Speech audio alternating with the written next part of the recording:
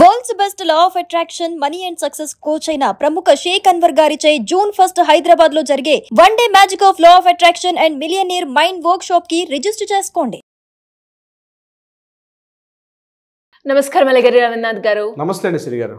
Sir, ఈ మధ్య కాలంలో ఎక్కువగా అయిపోయాయి అని చెప్పొచ్చు. ల్యాండ్ రిలేటెడ్గా ఏవైతే డాక్యుమెంట్స్ ఉంటాయో, లేదు అంటే ప్రాపర్టీకి సంబంధించి ఏదైనా డాక్యుమెంట్ ఎవరైనా కూడా నకిలీగా డాక్యుమెంట్స్ని క్రియేట్ చేయడం, దాన్ని ఫోర్జరీ చేసి వాళ్ళ సంతకాలు పెట్టించుకోవడం, ఇవన్నీ మనం చూస్తూ ఉన్నాం. అలా ఎవరైనా చేసినప్పుడు వ్యక్తి ఎవరైతే ఉన్నారో పర్సనల్గా మోసపోయారో వాళ్ళు ఎలాంటి చర్యలు తీసుకునే రైట్ ఉంటుందంటారు? దాంతోపాటు ఇలా జరిగినప్పుడు వాళ్ళు ఎవరిని అప్రోచ్ అవ్వాలి, ఎవరిని అప్రోచ్ అయ్యి ఈ ప్రాసెస్ని ఏ విధంగా చేస్తే తన డాక్యుమెంట్స్ మళ్ళీ తను తిరిగి తెచ్చుకునే అవకాశం ఉంటుందంటారు?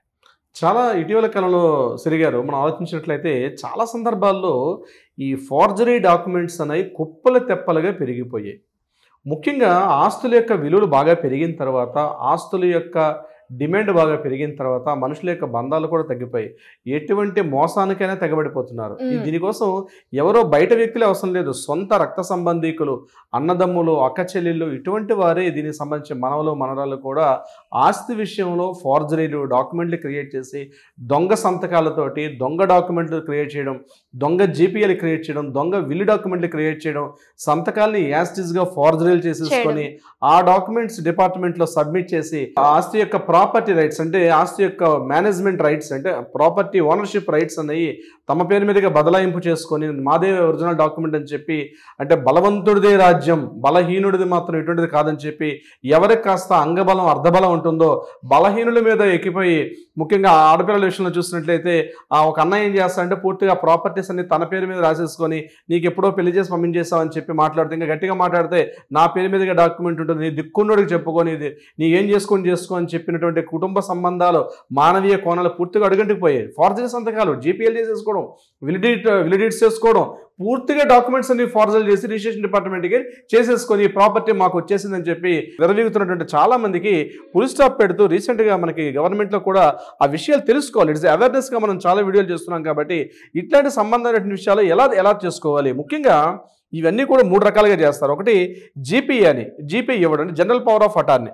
జనరల్ పవర్ ఆఫ్ అటార్నీ అంటే ఒక ప్రాపర్టీని నేనేం ఇప్పుడు ఫర్ ఎగ్జాంపుల్ నాకు ఒక ప్రాపర్టీ ఉంది, నేను కాస్త వయోవృద్ధుని కావచ్చు, ఏజ్డ్ కావచ్చు, లేకపోతే నేను అబ్రాడ్లో ఉండొచ్చు, ఇతరత్ర ఏం చేసినప్పుడు నేనేం చేస్తున్నాను, అమ్మాయి సిరిగారి డాక్యుమెంట్ మీరు తీసుకోండి, నా యొక్క పవర్ ఆఫ్ అటార్నీ, నా యొక్క ప్రాపర్టీ రైట్స్ మీకు ఇస్తున్నాను, దీనికి సంబంధించిన లావాదేవీలు మీరు చేసుకోవచ్చు అని చెప్పి నేను మీకు కేవలం పవర్ ఆఫ్ అటార్నీ మాత్రం ఇస్తున్నాను. అంటే ప్రాపర్టీ మాత్రం నాది, నేను కేవలం నా తరపున ఆన్ బిహాఫ్ ఆఫ్ మీ నేను కొన్ని రైట్స్ మీకు హ్యాండ్ ఓవర్ చేస్తాను. ఒక 10 year టైం వరకు, ఓ 2 years 3 years దానికి సంబంధించి నేను మీకు ఇస్తే, ఈ జీపీఏ తీసుకున్న వ్యక్తులు ఏం చేస్తున్నారంటే అసలు వ్యక్తి కన్నా పూర్తిగా ప్రాపర్టీ రైట్స్ మాకు వచ్చేసాయి అని చెప్పి ఆ జీపీఏ అంటే ఏజీపీఏ చేసుకుంటారు. ఏజీపీ అంటారు ఇప్పుడు జీపీఏ పోయింది, ఏజీపీ అంటారు, agreement of general power of attorney అంటారు. అంటే టోటల్గా తీసుకొని ఇక మాదే ప్రాపర్టీ అని చెప్పి వీరేం చేస్తారు, అందులో ఉన్నటువంటి సంతకాన్ని ఫోర్జరీ చేసేసి ఆ డాక్యుమెంట్ మాదే అని చెప్పేసి ఇక కొత్త డాక్యుమెంట్ క్రియేట్ చేసుకొని అసలు వ్యక్తికి పక్కన పెట్టిస్తున్నటువంటి సందర్భాలు చాలా కనిపిస్తాయి. అది సొంత రక్త సంబంధికులు కావచ్చు, బయట వాళ్ళు కావచ్చు. ఏజీపీఎల ద్వారా కొన్ని రకాల మోసాలు జరుగుతుంటాయి.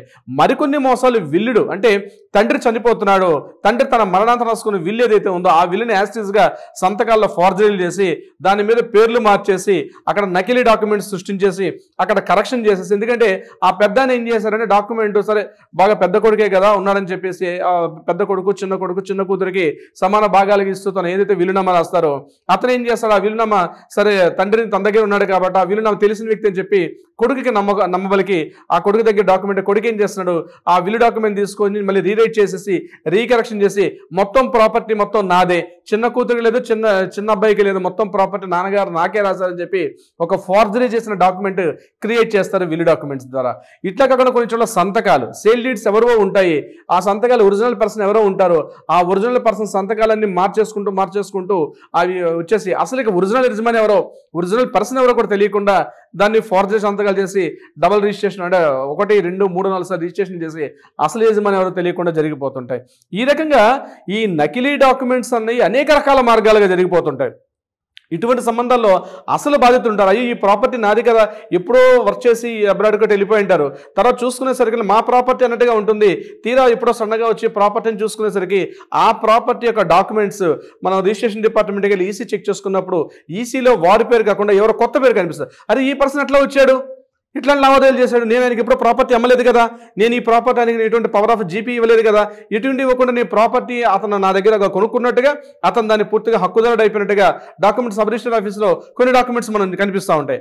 అటువంటి సందర్భాల్లో బాధితులు లబోదిబోమని బాధలు భయపడకుండా ఎట్లా చేయాలని నేను ఒక రెమెడీ చెప్తాను.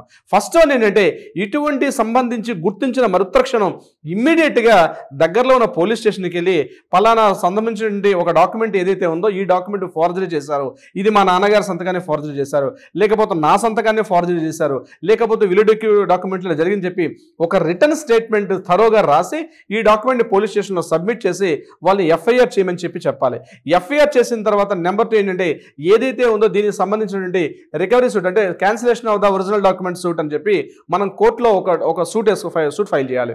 ఆ సూట్లో ఏముంటుందంటే, ఇట్లా ఫోర్జరీ జరిగింది కాబట్టి దీని ఏదైతే ఆ డాక్యుమెంట్ని మీరు ఫోరెన్సిక్ విభాగానికి కాస్త సజెస్ట్ చేయమని చెప్పి కోర్టు నుంచి మనం ఒక అనుమతి పత్రాన్ని పొందాల్సి వస్తుంది. అంటే ఆ డాక్యుమెంట్స్ వాళ్ళు కూడా తీసుకొస్తారు, ఎవరైతే హక్కుదారులు ఉన్నారో వాళ్ళు వస్తారు. ఒరిజినల్ డాక్యుమెంట్ మీద అనుకున్న సందర్భంలో ఫోరెన్సిక్ డిపార్ట్మెంట్కి పర్మిషన్ ఇవ్వమని చెప్పి మనం అడిగినప్పుడు కోర్టు ఇమీడియట్గా ఏం చేస్తుంటే ఫోరెన్సిక్ ఆ యొక్క డాక్యుమెంట్ ఒరిజినలా కాదా చెక్ చేయడానికి అని చెప్పి ఫోరెన్సిక్ విల్లింగ్ ఇస్తుంది అనమాట.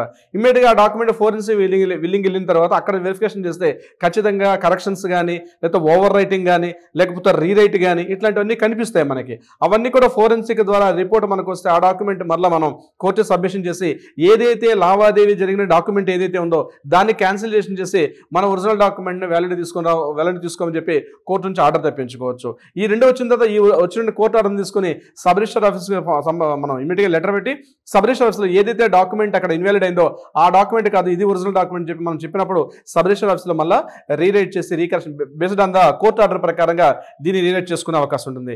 అట్ ద సేమ్ టైం మనం ఎప్పుడైతే పోలీస్ స్టేషన్లో కంప్లైంట్ చేసామో అదే సమయంలో మనం సబ్ రిజిస్టర్ ఆఫీస్కి కూడా మనం ఒక లెటర్ సబ్మిట్ చేయాలి. So and so document forgery ఉన్నట్టుగా గమనిస్తుంది, నేను యాక్చువల్గా ఒరిజినల్ డాక్యుమెంట్ చెప్పి దీన్ని కాస్త ఈ యొక్క లావాదేవీలు ఏమైనా ఉంటే ఇమీడియట్గా దీన్ని స్టాప్ చేయమని చెప్పి లావాదేవీలు నిలుపుదల చేయమని చెప్పి based on the FIR base చేసుకుని కూడా మనం సబ్ రిజిస్టర్ ఆఫీస్కి కానీ లేకపోతే డిఆర్ఓ ఆఫీస్ డిస్ట్రిక్ట్ రిజిస్టర్ ఆఫీస్కి కానీ మనం లెటర్ పెట్టినప్పుడు ఆ యొక్క లావాదేవీలు ఫర్దర్గా జరగబోయే లావాదేవీలు అన్ని కూడా ఆగే ప్రసక్తి ఉంటుంది. అయితే ఏదేమైనప్పటికీ కూడా గుర్తుపెట్టుకోండి, డాక్యుమెంట్స్ విషయంలో మీ దగ్గర ఉన్న డాక్యుమెంట్స్ ఏవైతే ఉంటాయో చాలా వ్యాలిడ్. ఎందుకంటే మనుషుల కన్నా ఈరోజు డాక్యుమెంట్స్కే అంటే ఓరల్గా ఇచ్చిన కమిట్మెంట్ కన్నా రిటర్న్ కంప్లైంట్ ఏదైతే రిటర్న్గా ఉన్నటువంటి డాక్యుమెంట్కి చాలా వ్యాలిడ్ ఉంటుంది. కాబట్టి ఒరిజినల్ డాక్యుమెంట్స్ ఎక్కడ పడితే అక్కడ పడవేసుకోవడం, ఎవరికి పడితే వాళ్ళకి ఇచ్చేయడం, దాంట్లో ఉన్నటువంటి లూప్ హోల్స్ కానీ తమ కుటుంబ సభ్యుల మధ్య ఉన్నటువంటి వివాదాలు కానీ విమర్శలు కానీ ఏమైనా ఉంటాయి ఎవరో అపరిచితులతో మాట్లాడుకోవడం కూడా సరైనది కాదని నేను చెప్తాను. ఎందుకంటే prevention is the better than cure. జరిగిపోయిన తర్వాత ఇలా జరగాలని చెప్పుకోవడం కన్నా జరగడానికి ముందే మనం తగు జాగ్రత్తలు తీసుకోవడం మంచిది. ముఖ్యంగా ఈ అవిభాజ్య హిందూ కుటుంబాలు ఉంటాయి, అక్కడ హిందూ పార్టిషన్స్ చేసుకునే విషయాల్లో కూడా ఎవరికి ఎంతెంత భాగ పంపకాలు రావాలి అన్నటువంటి విషయం మీద కూడా ఒక సరైనటువంటి ఒక డ్రాఫ్టింగ్ చేసుకోవడం, దాన్ని ఎటువంటి ఫార్జరీ లేకుండా దాన్ని ప్రీప్లాన్గా చేసుకోవడం మంచిది. ఇంకొకటి ఏంటంటే చాలా మంది ఓల్డ్ డాక్యుమెంట్స్ ఏం చేస్తారంటే లామినేట్ చేసి పెడతారు. ఒరిజినల్ డాక్యుమెంట్స్ లామినేట్ చేసుకుంటే కాగితాలు సైడ్ అంతా కూడా మనకి ఎక్కడ టీరింగ్ అయిపోకుండా చిరిగిపోకుండా ఉండే అవకాశం ఉంటుందని చెప్పి లామినేట్ చేస్తారు. మన వ్యూవర్స్కి చెప్పేది కూడా ఏంటంటే ఎట్టి పరిస్థితుల్లో కూడా లామినేషన్స్ అనేది చెయ్యకండి. డాక్యుమెంట్స్ ఎంత ఓల్డ్ డాక్యుమెంట్ ఉన్నా వీలైనంత వరకు దాన్ని సపోర్టింగ్ పేపర్స్లో పెట్టి భద్రపరచడం తప్ప ఎట్టి పరిస్థితుల్లో కూడా లామినేట్ చేయొద్దు. లామినేట్ చేసిన డాక్యుమెంట్స్ అని కోర్టులో మన ఫ్యూచర్లో ఏదైనా ఇబ్బందులు వస్తే ఎవిడెన్స్గా ప్రూవ్ చేసేటప్పుడు ఆ లామినేటెడ్ డాక్యుమెంట్స్ని మాత్రం ఎట్టి పరిస్థితులు తీసుకోరు. ఎందుకంటే అది ఓపెన్ చేయమంటారు, ఆ ఓపెన్ చేసేటప్పుడు ఏవైతే ఆ ప్రింటెడ్ లెటర్స్ ఏవైతే ఉంటాయో అవన్నీ కూడా దానికి దానికి అతుక్కుపోతాయి. కాబట్టి ఆ ఒరిజినల్ డాక్యుమెంట్ కూడా మిస్ అయ్యే అవకాశం ఉంటుంది. ఎందుకంటే లామినేటెడ్ డాక్యుమెంట్ నాట్ ఓన్లీనే కోర్టు ఎక్కడ కూడా మన సర్టిఫికేట్స్ కావచ్చు, నేను చెప్తున్నాను మన ఎడ్యుకేషన్ సర్టిఫికేట్స్ కావచ్చు, ఏవి కూడా ఎట్టి పరిస్థితుల్లో కూడా లామినేషన్స్ అనేది చేయించకండి. ఇది కూడా ఒక ప్రాబ్లంగా ఇది కూడా చాలా ఇబ్బందులు గురి చేసే అవకాశం ఉంటుంది. సిరి గారు అంటే ఎలా సార్, ఇంకా ఎవరికైనా కూడా మీరు అన్నట్టుగానే ఇప్పుడు ప్రజెంట్ చూసుకున్నట్లయితే నకిలీ డాక్యుమెంట్స్ వాళ్ళ ఆస్తిని స్వాధీనం చేసుకునే వాళ్ళు చాలా మంది ఉన్నారు. దాన్ని ఎలా గుర్తించాలి అనేది కూడా చాలా తక్కువ మందికి అవగాహన ఉంది. సో అలా ఎవరైనా కూడా ఇలాంటి సమస్యతో బాధపడుతున్న వాళ్ళు మిమ్మల్ని అప్రోచ్ అవ్వాలి అనుకుంటే ఎలా ఉంటుంది సార్? తప్పనిసరిగా శ్రీ గారు, ఈ వీడియో చూస్తున్న వాళ్ళు దీనికి సంబంధించి ఏమైనా అనుమానాలు, సలహాలు, సంప్రదింపులు కావాలంటే ఇమ్మీడియట్గా తక్షణమే కింద స్క్రోల్ అవుతున్న నెంబర్ని కాంటాక్ట్ చేయండి. మన లీగల్ టీం వాళ్ళకి అప్రోచ్ అవుతారు, క్లియర్గా ఇన్ఫర్మేషన్ కూడా పాస్ చేస్తారు. అదే కాకుండా ఈ రిలేటెడ్గా మీకు ఏదైనా కోర్టులో వివాదాలు ఉంటే కూడా, అంటే డౌట్స్ ఏదైనా కోర్టులో న్యాయ పరిష్కారం కాకుండా పెండింగ్లు ఉంటే కూడా ఇమ్మీడియట్గా వాటికి కూడా మన లీగల్ టీం వాటికి అప్రోచ్ అవుతారు. మీకు కూడా ఒక దిశ ప్రయత్నం చేసే విషయం చేస్తారు.